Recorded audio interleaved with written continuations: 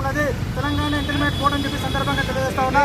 మరి ఏదైతే private junior కళాశాల ముసుగులో ఐఐటి నీట్ జేఈ అకాడమీల పేరుతో 1,50,000 నుంచి 3,20,000 రూపాయల వరకు ఫీజులు వసూలు చేస్తా ఉన్నా ఇంటర్మీడియట్ బోర్డు వారు తనిఖీలు నిర్వహించకుండా వారిపై చర్యలు తీసుకోకుండా వారితో లోకైక ఒప్పందాలు వ్యవహరిస్తా ఉన్నారని చెప్పి సందర్భంగా తెలియజేస్తా ఉన్నా.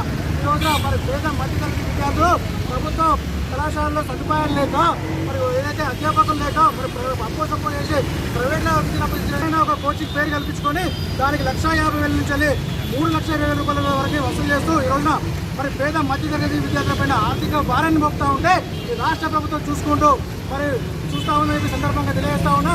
మరి అదేవిధంగా ఏదైతే నిన్న మరి మీడియా ప్రశ్నిస్తే మరి ఏదైతే కార్పొరేట్ గుండాలు ఏదైతే అకాడమీ పేరుతో పొంచి ప్రశ్నిస్తున్న గుండాలు నిన్న ఏదైతే మీడియా మీద మరి దాడి చేయడం జరిగినది. ఈ దాడి చేసిన కళాశాల పైన ఇప్పటి వరకు చర్య తీసుకోకుండా మరి ఏం చేస్తా ఉన్నాను ఈరోజు మరి కమిషన్ నడుపుతా ఉన్నాను నేను. అదేవిధంగా మరి ఇప్పటికైనా రాష్ట్ర ప్రభుత్వం దిగి వచ్చి ఏదైతే మరి అధిక ఫీజు వసూలు చేస్తూ ఉన్నారో ఆ ఫీజు అన్నిటి మీద నియంత్రణ తీసుకురావాలని చెప్పేసి ప్రధానంగా డిమాండ్ చేస్తూ ఉన్నాము. అదేవిధంగా మరి రాష్ట్ర వ్యాప్తంగా ప్రభుత్వ కళాశాలలో ఉన్నటువంటి అధ్యాపక పోస్టులు కూడా భర్తీ చేయాలి. అదేవిధంగా మరి విద్యార్థులకు మధ్యాహ్న భోజన పథకాన్ని కూడా మరి ప్రవేశపెట్టాలని చెప్పేసి మేము ఈ సందర్భంగా మేము రాష్ట్ర ప్రభుత్వాన్ని కోరుతా ఉన్నాను. అదేవిధంగా వెంటనే విద్యాశాఖ మంత్రి కూడా మరి ఏర్పాటు చేయాలని చెప్పేసి మేము సందర్భంగా కోరుతా ఉన్నాము.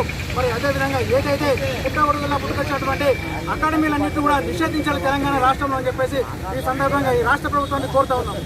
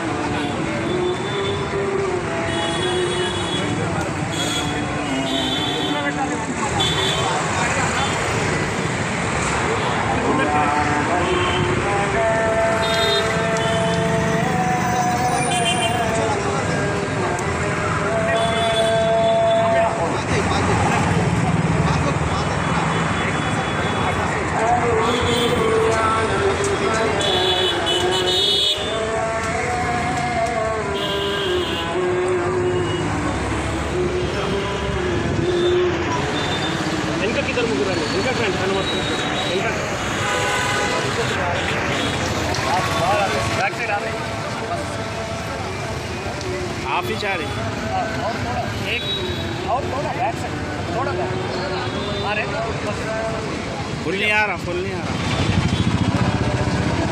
रहा बोला आप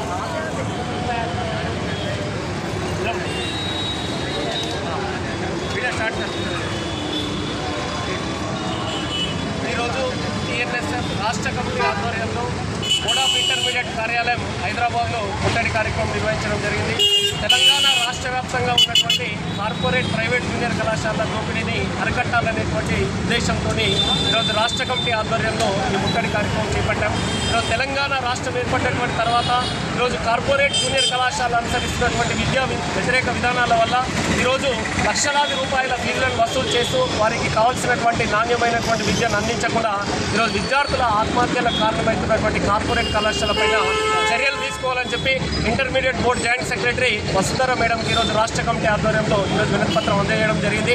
ఈరోజు రాష్ట్రంలో ఈరోజు అకాడమీల పేరుతోని 3 నుంచి 5 లక్షల రూపాయలను వసూలు చేస్తూ ఈరోజు ఆ విద్యార్థులను ప్రైవేట్ కళాశాల అడ్మిషన్లు ఒక చోట మరి తరగతులను ఒక చోట నిర్వహిస్తున్నటువంటి జూనియర్ కళాశాల పైన ఈరోజు బోర్డ్ ఆఫ్ ఇంటర్మీడియట్ చర్యలు తీసుకోకపోవడం వల్లనే ఈరోజు విద్యార్థుల పైన అధిక ఫీజుల భారం పడుతుందని చెప్పేసి ఈరోజు ఆరోపించడం జరుగుతుంది.